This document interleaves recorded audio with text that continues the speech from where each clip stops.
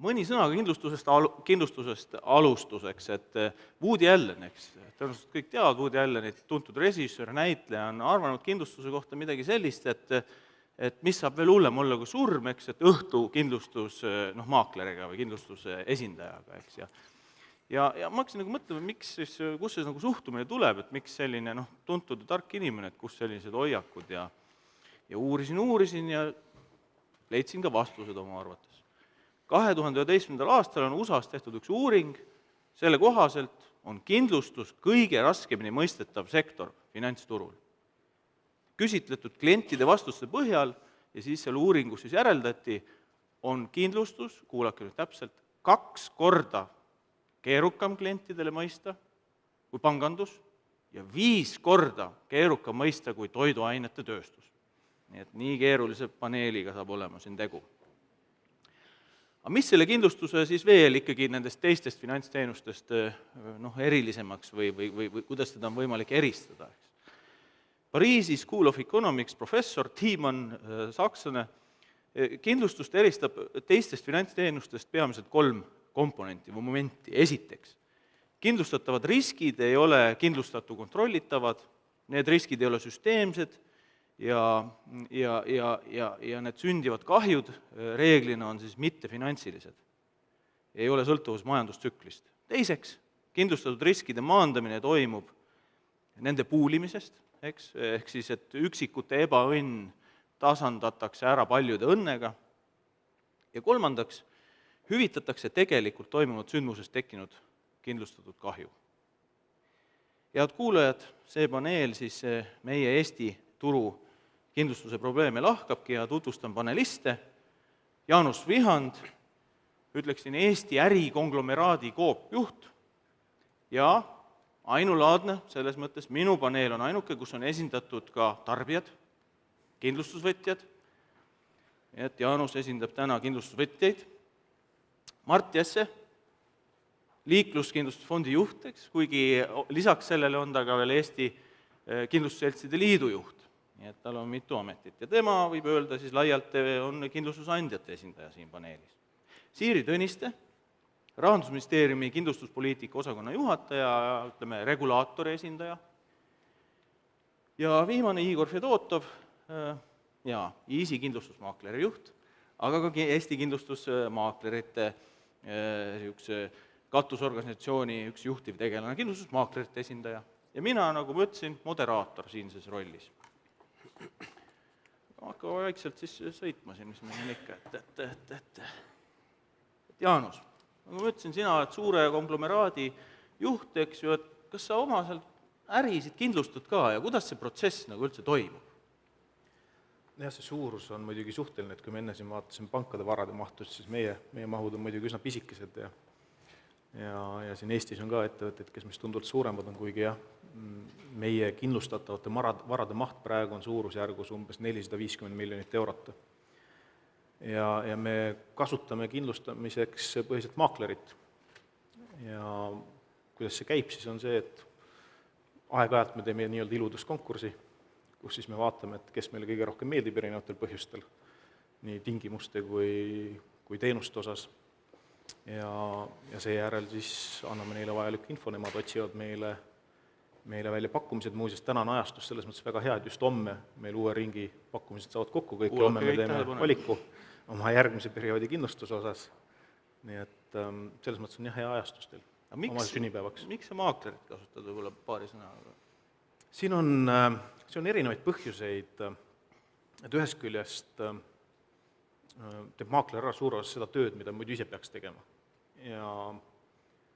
Ja meie eeldus on vähemalt see, et läbi maakleri me saame 2 olulist asja. Üks on see, et me saame võib-olla kokkuvõttes paremad tingimused tingimused ei tähenda ainult ilmtingimata ainult väiksemat kindlustuspreemiat, vaid see võib tähendada ka mingeid muid tingimusi, mida me võib-olla muidu ei oska nii-öelda selles väikses kirjas, nagu siin see eelmine videoklipp ka siin oli, kus siis luubiga pidi vaatama, ei oska võib-olla neid välja ise otsida. Ja teine päris oluline osa on siis jah, see teenuse pool, mis kaasneb siis sellega, et ju ka kindlustuses seadusandluses toimuvad pidevalt muudatused, just enne, kui me siia saali tulime, siis rääkisin kindlustusinimestega ja siis räägiti jälle kuskil toimus see muudatus, siis jälle teine muudatus, et meil on enda äriga vaja ka tegeleda, raha teenida ja me võib-olla ei saa ja ei taha kõiki neid reegleid kogu aeg ise järgida, siis nemad toovad selle meile nii-öelda kandikul kätte. Ja loomulikult siis, kui midagi juhtub, siis nad peaks teoorias vähemalt aitama meil ka neid asju lahendada, mõnikord õnnestub see paremini, mõnikord halvemini, aga senimaani oleme hakkama saanud, seetõttu ka kasutame maaklerit. Kuule, kui võtame sellest maakleri teema üle, Igor Fedotov, et mis me siin mängime seda maaklerite liidu mängu, et sina oledki maaklerite liit. Easy kindlustusmaakler on 30% pluss, eks ju, meie maaklerite turust, põhimõtteliselt siin on kindlustusmaaklerite turg siin paneelis istub meil, eks ju. Räägi 15 aastat tagasi, Easyst mitte keegi tead midagi. Et kuidas on võimalik 15 aastaga, sa oled 30+%, eks ju, saanud maaklerite turust, et mis võimalik on? Kus see turutõrge nagu oli? Räägi oma lugu. No, kui siin Jaanus rääkis enne sellest, et kuidas ta maaklerit kasutab, miks ta seda kasutab, eks on, et siis tegelikult kindlustusmaaklerite kasutamine ettevõtete seas ongi täiesti tavaline, selles mõttes on tavaline praktika ja see on kogu aeg ja kui Eestis kindlustusmaaklerlus hakkas, siis esmalt mindigi seda teenust pakkuva üldse nagu ettevõtetele. Ja ka muu vana Euroopa tegelikult sellest teadmisest täna töötab. Nüüd, kus oli see turutõrge, nagu sa ütlesid, või miks siis nagu Easy tekkis, oli see, et Easy astus väga jõuliselt samasugust teenust pakkuma ka tarbijatele ehk siis eraklientidele. Ja see oli, ja ta hakkas seda pakkuma läbi nagu veebilahenduste, sellel hetkel täiesti katmata nišš ja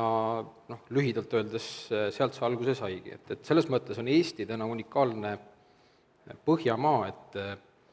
et mina ütleks, et meie tarbija ehk siis eraisik on õnnelik, et ta saab samasugust teenust, nii nagu Jaanus kasutab ettevõtte, saab ka tegelikult eraisikuna samasugust teenust nagu kasutada, eks. Võib-olla väga lühidalt ongi see, et kus see alguse sai, et me oleme pannud kogu aeg nagu rõhku efektiivsusele, just seda tarbija vaadet, mis tarbijale meeldib, kuidas tarbijale meeldib ja sellest nagu oleme lähtunud ja lähtume edaspidigi. Mart Jesse, et ma siin kuulan Igor Fedotovi juttu, eks ju, et veebilahendused, efektiivsus, katmata nišš, et nagu kindlustusandjad varem ei oleks olnudki, eks. Mis asi see on? Kas te olete nõus sellega või on siin midagi, mis nagu ei klapi niimoodi? Ei, ma arvan, et see klapib üsna hästi, et Easy tuli turule ja väga jõuliselt jaeturule, et mis oli kindlasti nende selline oluline konkurentsieelis, nad suutsid kaasata osad liisingud enda ärimudelisse, et koos liisingutega seda teha, et sealt tuli väga palju jaekliente, mis võimendas nende üldiseid ärimahtusid ja selle koha pealt on tõesti Easy nagu jaeturul väga tubli tegija, et mida Põhjamaades ja mujal Euroopas väga ei tunta. Aga kindlasti on kindlustusandjad ka muidugi klientide suunas tegutsemas ja mida me näeme viimasel ajal, kuhu kliendid just suunduvad, on pigem, siin Igor tegi otse lahti, rääkis otse veebikanalitest, siis praeguseks enamus kindlustusandjad on teinud enda veebilahendused ära, kus on, ütleksime siis kui kliendil on aega siis võrrelda tingimusi ja hindasid, siis tavaliselt praegu saab siis seltside veebides konkurentsitult kõige soodsama hinnaga endale teenuse ja kiiresti ja mugavalt ka. See on see, kus suunas turg on viimasel ajal arenenud. Kuidas see tunne üldse on, et see tehnoloogia, eks ju, Mart, et sa viitad, et tehnoloogia areneb, eks ju, seltsid on ka nüüd saanud oma veebidesse need lahendused paika, et kuidas sul tunne on, et kas see tehnoloogiline areng, Mart, üldse nagu jätab mingi niši kindlustusvahendajatele? Eks seda näitab tulevik, ma olen üsna kindlasti seda meelt, et korporatiivturule maaklerlus jääb, see on täiesti selge, see on elementaarne, see on vaja klientidele, et keegi nõustaks neid, et millised lahendused on vajalikud sõnastada keerukad nii-öelda pakkumiskutsed ära ja siis anda pärast oma soovitusi, kui palju jaeturule seda jääb, ei tea, ei oska selle koha pealt nagu ütelda, ma arvan, et see sõltub hästi palju ka siin eelnevas paneelis kõneldud nagu regulatsioonide arengust, et kuidas see nüüd ajaga kaasas käib. Okei, väga kena üleminek, Siiri Tõniste, et siin mulle nagu meeldib see, et ütleme, eriti palju regulatsiooni, et see ei olnudki juttu, et nüüd Mart nagu avas selle, keegi ei ole ka laitnud, aga ma küsin sinu käest, Siiri, mis hinde sa paneksid Eesti kindlustusregulatsioonidele? Proovi nüüd üks õpetaja rolli minna, pane regulatsioonidele hinne. Ja siis ütle ka miks. Peab alati õpilasele hinnet põhjendama ka. 5 palli süsteemis. 1 ja 2 on läbi kukkunud, eks ju, 3, 4, 5, plussid miinused võib ka panna. 2 miinusega mõnikord ka. Sellega sa hindad ka muidugi järelevalve tegevust, kuidas nad rakendavad. Ei, regulatsioonid, mina olen moderaator. Ikka jah, püsime regulatsioonis, et 3+4-, midagi sellist võib-olla isegi, ma isegi ei oska öelda, on see nüüd optimistlik või mitte, aga kui sa palud ka põhjendust, et just eelmises paneelis räägiti sellest, eks ole, et omaette väärtus või mida just tegelikult see Euroopa Liit või Euroopa ühisturg pakub, ongi see regulatsioonide sarnasus. Et on küll palju riike, kus finantsettevõtted, sealhulgas siis kindlustusettevõtted tegutseda saavad, aga need regulatsioonid on sarnased, selle poole püüeldakse ja see etapp on just värskelt läbitud ka kindlustussektoris, et üle Euroopa, et see on kindlasti, ma arvan, positiivne, aga kust see miinus tuleb või kust see nagu puudu jääb, minu meelest on see, et üks asi on see, et see regulatsioonid on küll ühtsed, aga mida ma ise nagu näen regulaatorina, et võib-olla võiks arvata, et ma siin kuidagi kiidan seda regulatsiooni ja olen rahul sellega, mis Brüsselist tuleb, et see tegelikult kaugeltki nii ei ole, et mis mulle ka muret teeb, kui ma ise nendele teemadel mõtlen, on kindlasti see regulatsiooni detailsus või kausaalsus, eks ole, et me oleme hästi palju kaugenenud minu arvates tervikuna finantssektoris ja sealhulgas ka kindlustuses just sellisest printsiibipõhisest regulatsioonist. Ja jube palju tuleb selliseid väga detailseid, täpseid nõudeid, sätteid seadustesse, mis ju mõnes mõttes on justkui võiks öelda, et hea, et näed, et teeb asja selgeks, on õiguskindlus, eks ole, kõigil on klaar, kuidas asi on, aga samas see ka kärbib minu meelest sellist konkurentsi ja minu meelest see teema, mille Mart sisse tõi fintechi näol või insurtech, nagu kindlustuse kohta öeldakse, et see on hea näide sellele, et võt see detailsus tegelikult siis ongi see probleem, et kuidas see regulatsioon siis kohaneb selliste arengutega turul tegelikult. Ja see on minu meelest sellise detailse regulatsiooni ilmselge nõrkus. Mina olen praktiline inimene, et hakkame kohe pihta, eks ju, et siin on Siiri on regulaator, siin mõned ministeeriumi inimesed veel saalis. Mart, ütle, mis on su soov, et mida sa võtaksid regulatsioonist ära, tunnistaksid kehtetuks, mida paneksid juurde ja kus on kitsaskohad, kus sa näed? Et see paragrahv 4 lõige 2 tead, kui selle asja juurde juba minna. Jälle see. Jälle see, et tegelikult Erki tegi selle otsa minu arust üsna ilusasti lahti eelnevas paneelis, et see on täiesti okei, kui reguleeritakse nagu tarbijakaitselisi aspekte, reguleeritakse kapitaliga seotud küsimusi, mis on nagu üsnagi hirmuäratav ja just vaadata, kuidas sekkutakse kindlustusandjate siseellu. Võtame nüüd siin lähinädalatel hakkab Riigikogu menetlema siis kindlustusturustuse direktiivi ülevõtmist, kus on ette nähtud siis üsna detailne regulatsioon selleks, kuidas kindlustusandja peab teenuseid välja töötama, nagu räägib sihtgruppidest ja kuidas sa nendele sihtgruppidele pead turustama, siis Finantsinspektsioon ja Tarbijakaitseamet on välja tulnud väga omapärase kirjatükiga nõuded finantsteenuste turustamisele, ütleksin, selle jätaksin üleüldse kehtestamata, sellepärast, et see on, ütleme, nagu absurdsusteni minev lähenemine juba kindlustusandja ja kindlustusvahendaja siseelus. Et need on need asjad, kus ütleksime, ma usaldan eneseregulatsiooni oluliselt rohkem kui riiklikke regulatsioone, et see, miks ma seda teen, on see, et see pärsib päeva lõpuks klientide huve, selgelt nagu võitleb see innovatsiooni vastu, ja mis mulle endale väga kõvasti nagu muret teeb, on tegelikult see, et kui sa paned inimestele nagu organisatsioonides niivõrd tugevad raamid pähe ja röövid ära nende otsustusvõime, siis nad ei taha finantssektorisse enam tööle tulla, sest nad ei ole nagu mingid masinad, kes peavad nagu tuimalt seadusi täitma, vaid nad tahavad mingisugust mõtestatust omada enda töös ja tunda, et ma loon uut väärtust, aga kui kõik on regulatsiooniga ette nähtud, ta valib parem mingi muu koha, kuhu minna, on siis see nii-öelda mingi startup kuskil Tehnopolises või kuskil mujal, et eks see pikas perspektiivis ilmselgelt kahjustab kogu finantssektorit ja võimet talente kaasata. Okei, mure üleregulatsioon, turustuse pool. Igor, ma tean, et see on IDD, millele Mart viitab, üks direktiiv, mis tuleb Eestil ka üle võtta siin veebruariks järgmine aasta, pakun peast. Ja mälu järgi ütlen, et selle direktiivi niimoodi üllas eesmärk on see, et oleksid kõik müügikanalid ühetaoliselt koheldud, et ei saaks nüüd maaklerid rohkem reguleeritud kui kindlustusandjad, mis puudutavad turustus- ja müügitegevusteks. Aga ütle, Igor, mis sa arvad, et mis sa nagu ära kustutaks sellest seadusest ja mis sa juurde paneksid?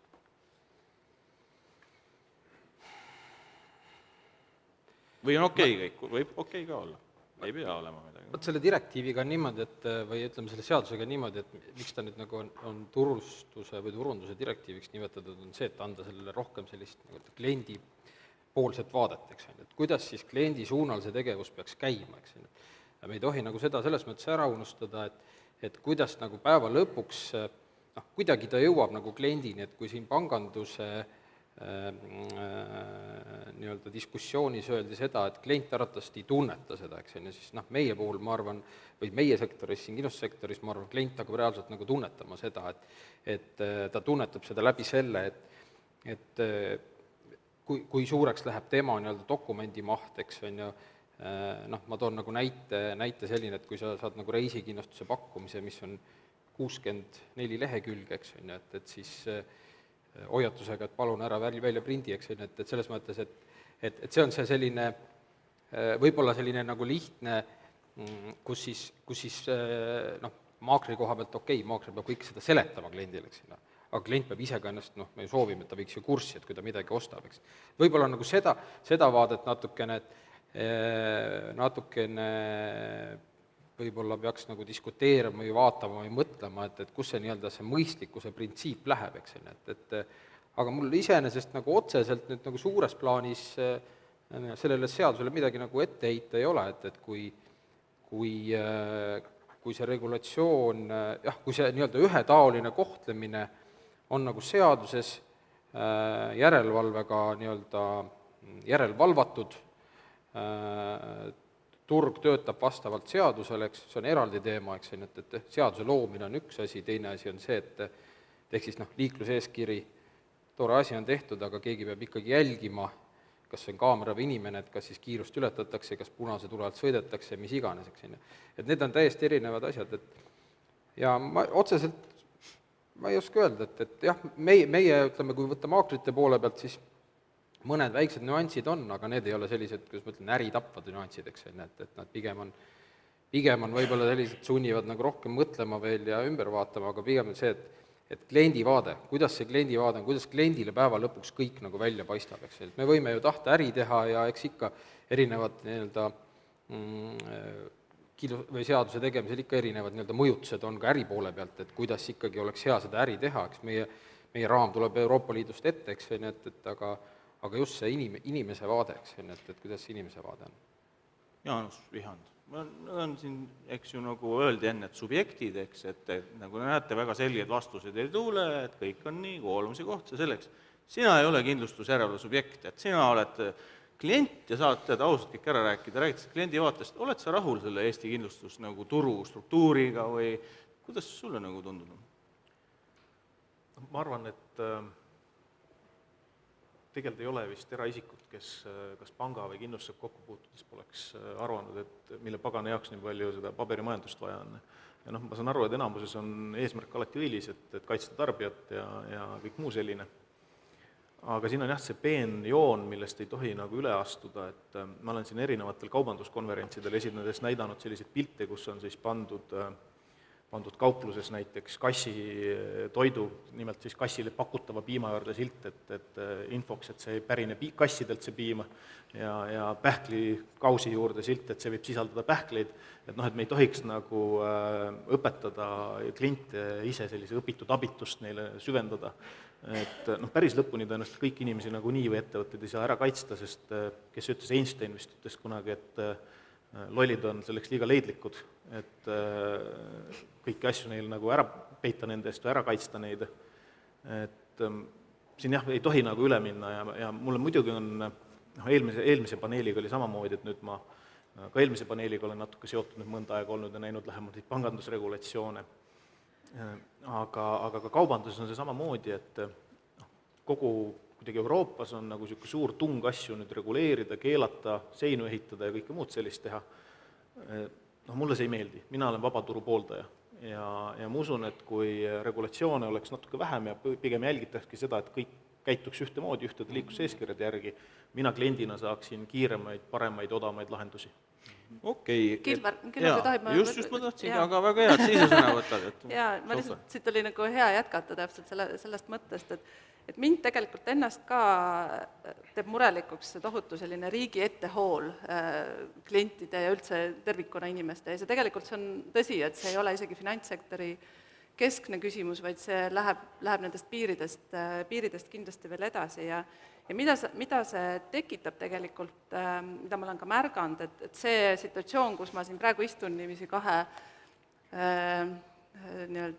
kena noormehe vahel. Kahe kena noormehe vahel, jah, subjektid, et ühel käel on siis maaklerid ja teisel kindlustusseltsid, et see formatsioon meil diskussioonides on suhteliselt tavaline, küll ilusa ümmarguse ja sõbraliku laua ümber tavaliselt.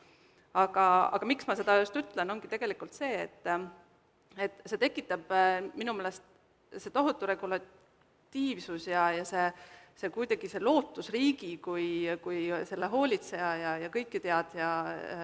suhtes, eks ole, et see tekitab ka minu meelest natuke niisugust käitumismustrit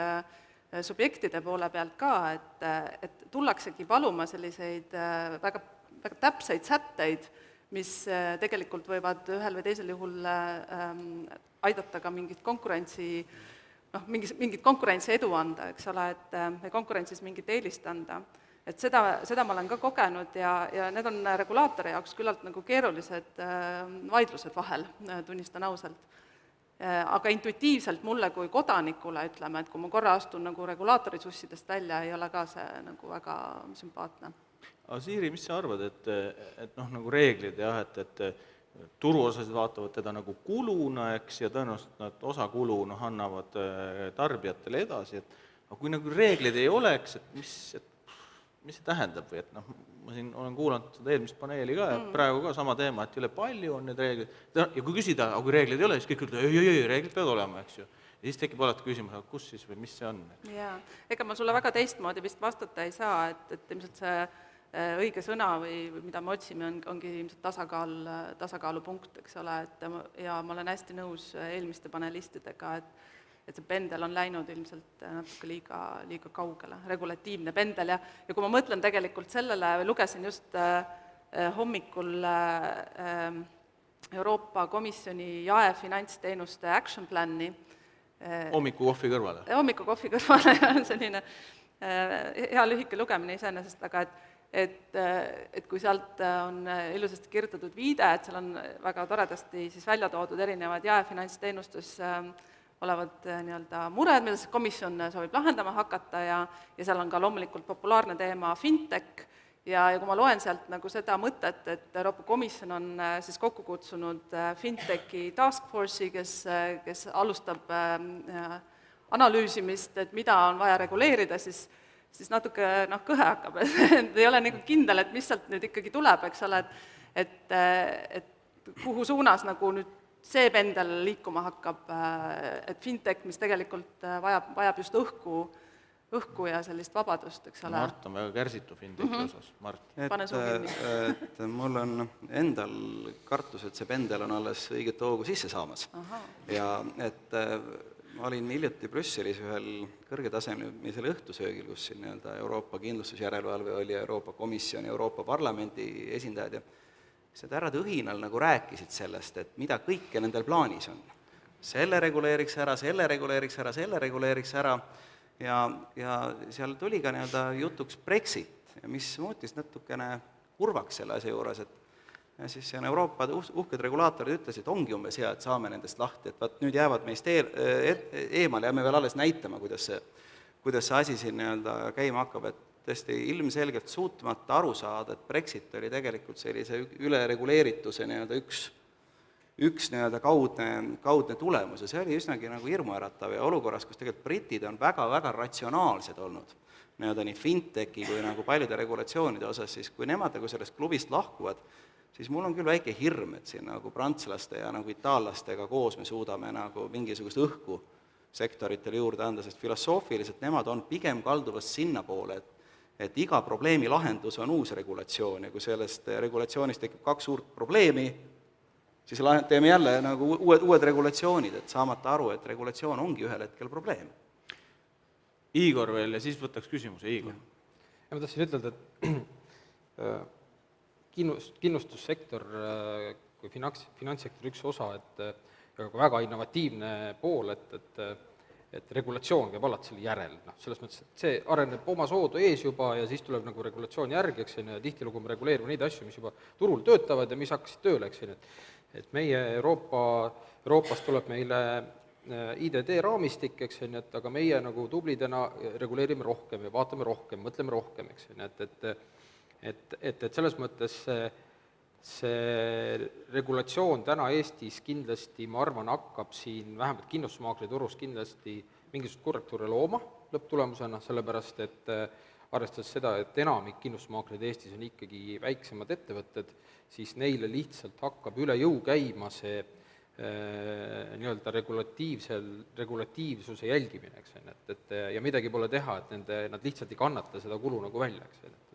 et see on nagu oht, mis tegelikult reaalselt, mida me tegelikult täna ka näeme, juba hakkab toimuma, eks. Tänud. Kuulge, inimesed, üks küsimus. Küsige. Aga nii, seal on üks härrasmees, tahab küsida, see on väga hea, seepärast mina ei oleks teinud seda nägu, nagu mul oleks praegu kohe tekkinud üks küsimus, mille me eelmine õhtu oleks välja mõelnud. Mul ei ole ühtegi küsimus. Aitäh, Märt Ots Konkurentsiametist. Mul on niisugune küsimus, võib-olla oleks pidanud seda eelmise paneeli käest ka küsima, aga mõte tekkis just nüüd, et kui võrrelda 2 sektorit ja vaadata pangandust ja kindlustust, siis panganduses on päris selline suur turukontsentratsioon ja need turuosad on suhteliselt, ütleks niimoodi, kivistunud. Kui nüüd vaadata kindlustust, siis kindlustus on palju huvitavam, et siin tuleb ikkagi uusi tegijaid juurde ja tundub, et konkurentsi on rohkem ja need turuosad ei ole ka niimoodi kivistunud, võib-olla oleks pidanud seda panganduspaneeli omad vastama, aga minu küsimus on just see tarkadele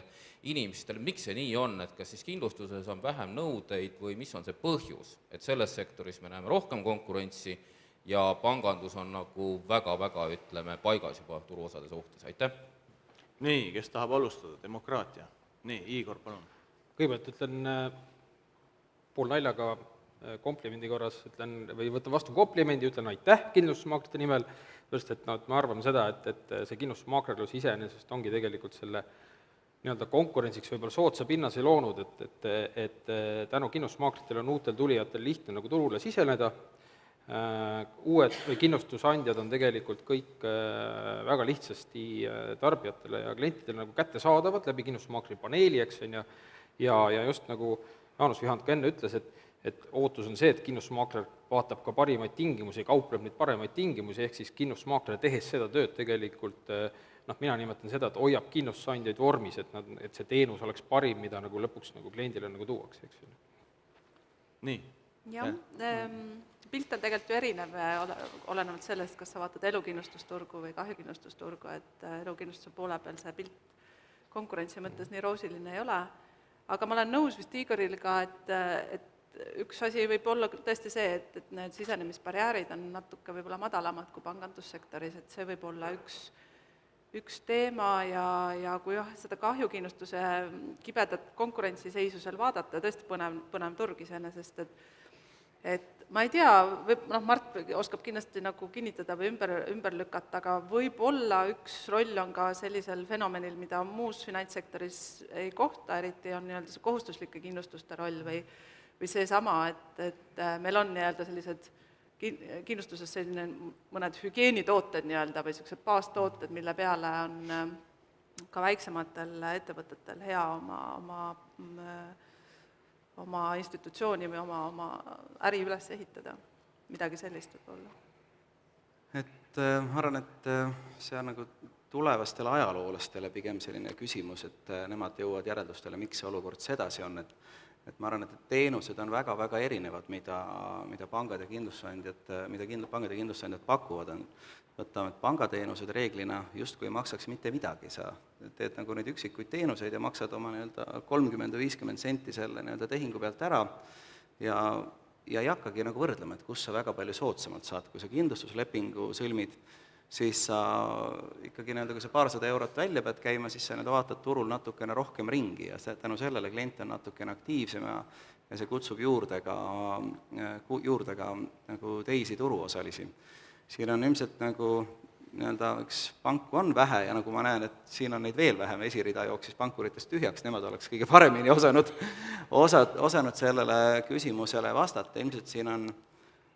nagu üks oluline põhjus, mida ma suudan ka ise näha, et kunagi, kui siin vist oli see, kui Rootsi pangad turule tulid, ilmselt siis see viga tehti, lasti natukene, mitte Rootsi pankade näol ei ole viga, vaid lasti see kontsentreerumine tekkida ja enam ei ole see lahti läinud ja eks näis, kuidas see tulevikus edasi läheb. Isiklikust kogemusest ma julgen ütelda, ma ei viitsi oma panka vahetada sellepärast, et ma olen internetipank seal. Ma tean, et need kurinahad on kuradi kallid, aga lihtsalt ei viitsi seda sammu ette võtta. Ja sest mu see jooksev kulu ei ole aastas nii suur, et ma jaksaksin seda teha. Ja ma arvan, et paljud kliendid lihtsalt oma enda laiskusest ei hakka otsima ja tänu sellele see olukord saabki ka selline olla, et põhjuseid on mitmeid. Ma saan aru, et Jaanus lahendas selle küsimuse enda jaoks väga lihtsalt, kuna kindlustusturul on piisav konkurents, siis sa kasutad seal, ütleme, vastavaid teenuseid, aga kuna pangandusturul nagu võis mõista konkurentsi ei ole, siis sa lihtsalt ostsid panga, eks? Jah, nii me tegime. Kuigi mul on oma versioon ka selle kohta, ma võib-olla toon siin mängu natuke teise turu, meie kaubandusturu, et ka samamoodi, et kaubandus, ütleme, toidu esmatarbekaubad ja ma ei tea, toome näiteks ehituskaubad, et toidu esmatarbekauplustes käivad inimesed uuringute järgi keskmiselt 4 korda nädalas. Ehituskaupluses, heal juhul 1-2 korda kuus. Siin on võib-olla natuke samasugune asi, et ühte teenust sa kasutad üsna tihti, vähemalt palgapäeval, mõned võtavad aga kõik raha välja, teised kasutavad selle internetipanka väiksemate juppidena, paljudel on väga pikaks ajaks sõlmitud eluasemelaenud, mida keegi ei viitsi hakata seal ümber vormistama lihtsalt. Ja kindlustuse tsükkel on ju palju lühem, kindlustuse tsükkel on seal 1-2 aastat, kuidas keegi midagi teinud on, kui me räägime varakindlustusest, elukindlustus ongi tõepoolest see pilt natukene teistsugune. Nii et ma arvan, et see on ka üks põhjus, miks see turg on hoopis teistmoodi käitub ja ka kindlustus endas ja elu- ja varakindlustust väga raske on ka koos müüa ühel inimesel näiteks mõlemat seda teenust, samamoodi on kindlust sees erinevad turud. Nii et ma arvan, et need asjad kombineerituna ongi selle andnud. Aga enne, kui sa meilt nüüd mikrofonid ära võtad, ma küsiksin tegelikult ühe küsimuse omalt poolt maakleritele siis, et mina kui maakleri klient ise, siis mind on aeg-ajalt niimoodi vaevanud selline väike vastuolu nagu maakleri teenuses, et ühest küljest on maakleri ülesandeks kliendi jaoks võimalikult head tingimused välja kaubelda. Teisest küljest maakleri tasu reeglina arvestatakse protsendina makstavasse preemiasse, kliendi poolt makstavasse preemiasse. Et tekib nagu selline väike huvide konflikt, et ühest küljest nagu kliendi jaoks võimalikult head tingimused, mis tähendavad enda jaoks väiksemat tasu, teisest küljest siis see teine pool. Selles mõttes, et raha tuleb ikkagi ühest kohast, raha tuleb sinu käest. Et küsimus on selles, et kuidas see nagu raha jaotatakse, eks, et jah, täna on ajalooliselt välja kujunenud tasumudel mitte ainult Eestis, aga ka Euroopas selline, kus kindlustusandja maksab tasu maaklerile ja kindlustusmaakleril on see kohustus seda välja näidata sinule kliendile, kui palju ta kuskilt nagu tasu saab, eks. Eesti turg on selles mõttes vaba ja tegelikult enamik korporatiiväri juba Eesti turul käibki sellisel kujul, kus klient ise maksab maakleriteenuse eest täiesti eraldi, eks. Ja ka turul on niimoodi, et tegelikult täna me näeme seda, et see turumudel liigub sinnapoole, kus ka jaeäris kindlustusmaakler hakkab nagu kliendi käest rohkem küsima. Ma olen nõus, see on huvide konflikt, aga samas ma arvan, et see on kontrollitud huvide konflikt, ehk siis ehk siis see on väga reguleeritud, tarbijale läbipaistev, nähtav, eks on ju, ja tegelikult ta kannab nagu ühte huvi, ongi see, et tarbijal oleks seda kindlustuse teenust koos maakleteenusega nagu lihtne koos nagu tarbida, et Soome turg, kus on see nagu ära lammutatud, on ka tekkinud nagu olukord, kus siis nii-öelda tarbijal või tavakliendil on praktiliselt võimatu seda teenust nagu, maakleteenust nagu tarbida, eks ju. Et selles mõttes, see on muidugi väga pikk diskussioon, Kilvar teab, et seda diskussiooni siin Eestis peetud. mina olen moderaator. Jaa, moderaator, kuna sa oled kursis turuga, moderaatorina oled sa kursis, eks ju, et on pikalt peetud,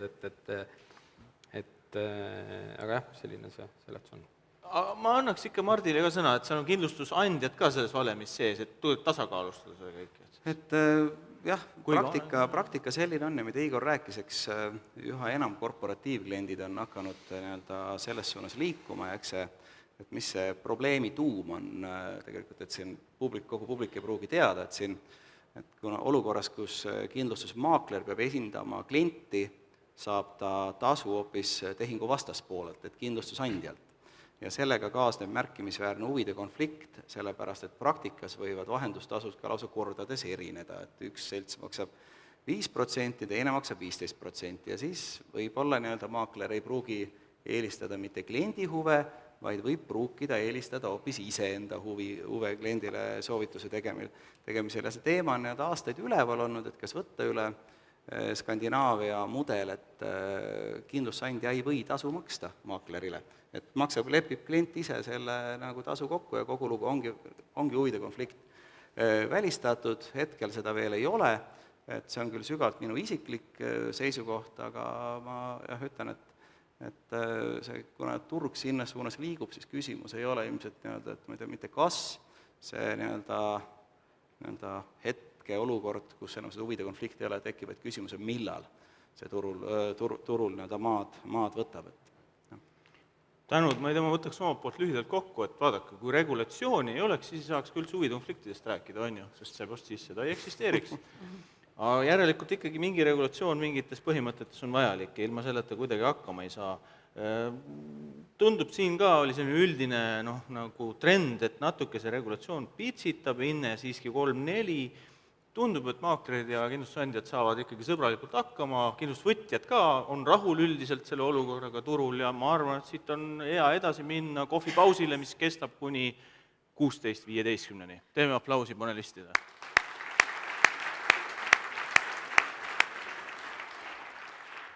Tänu.